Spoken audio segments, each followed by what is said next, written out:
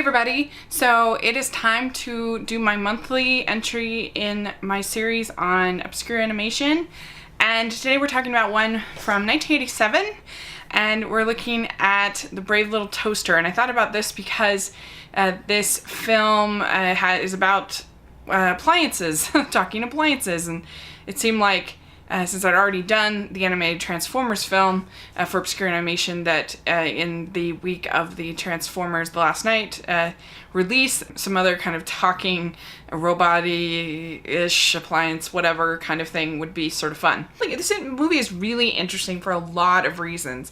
First of all, it kind of shows, I think, that you can make a movie about just about anything. For people that are like super worried about these, say the Emoji Movie or something like that, I think watching this movie might give you a shred of hope that with like good writing and good character design as far as expressions and stuff, that you can make a good story and an entertaining film about just about anything. And here you have things that seem so boring, and yet you have a toaster that is animated and exciting, and a radio and a vacuum and stuff like that. Like, how can you make a good movie out of that?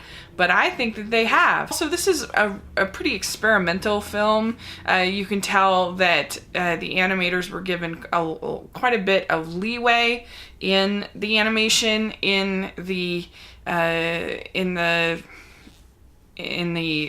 some of the sequences and some of the more hallucinogenic and strange and weird sort of sequences, which I really appreciate. It doesn't feel as sort of curtailed and in a kind of package that we get now, where there's like a message and here's this character and this character, and you can see it's sort of designed in a boardroom. That's not what you get here. Here you have tangents where the blanket is hallucinating, and you have weird sort of worst case scenario sort of visions, and just a lot of strange elements. And I really like that. I kind of miss that I kind of miss that sometimes in animation. We don't get that as much anymore as we used to, except for really small movies like My Entire High School Sinking into the Sea.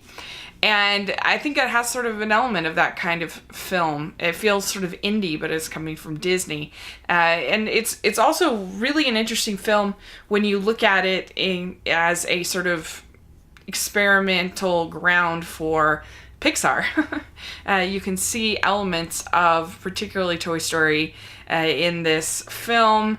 Of course, you've got appliances, you've got items in a house that are very attached to their owner, that come to life when he's gone, and that are worried about him. It's you can see why John Lasseter was the one who actually made the pitch for this movie.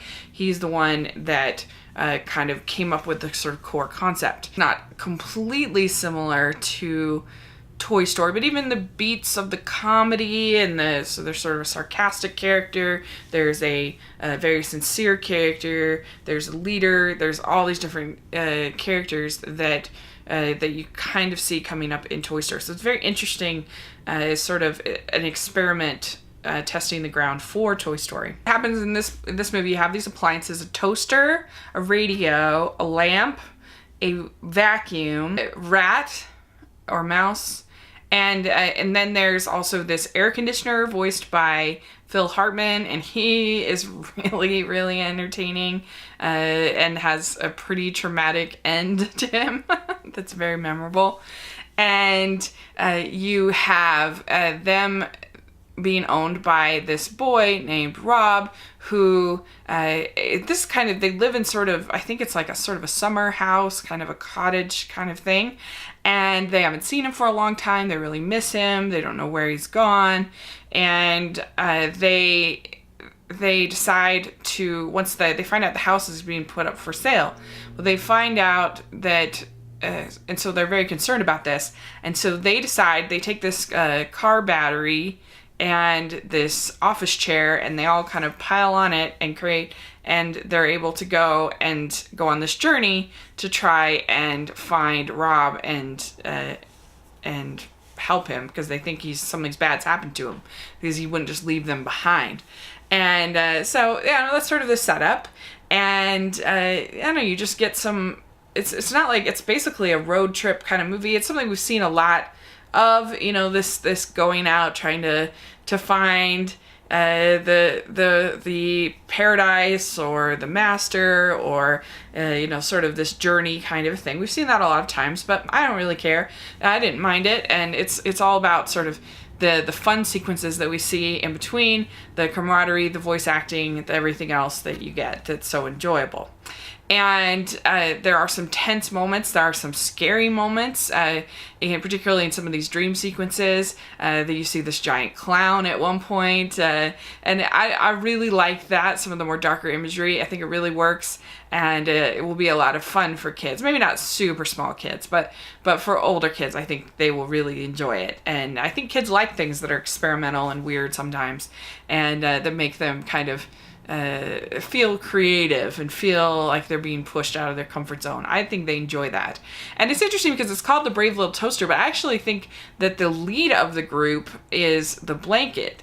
He's the one that kind of is the emotional core of the story, and has a lot more dialogue than the Toaster. The Toaster really doesn't have that much dialogue, that much to say. So I don't know. It's sort of an interesting thing. It should be called The Brave Little Blanket. Yeah, I mean, I really don't have a whole lot of criticisms for this. I mean, it's maybe not the most original screenplay ever written, but because the characters are so unique, the animation is so unique, it really works. I guess the songs are fairly generic, but I enjoy them. I'm stand still in the country. There's no time for a fuss and a fight. As we travel the land, and I'd be satisfied just to be, not denied, to reside with some pride. What a ride to the city of love. It's kind of enjoyable. I like it, but the songs are pretty forgettable. I can't even remember their names or much about them. So that maybe is the downside, is the fairly generic 80s songs. But other than that, I think it's really fun. I think you should see it. I think the family will really like it. So let me know what you think of The Brave Little Toaster. Have you seen it? Yeah.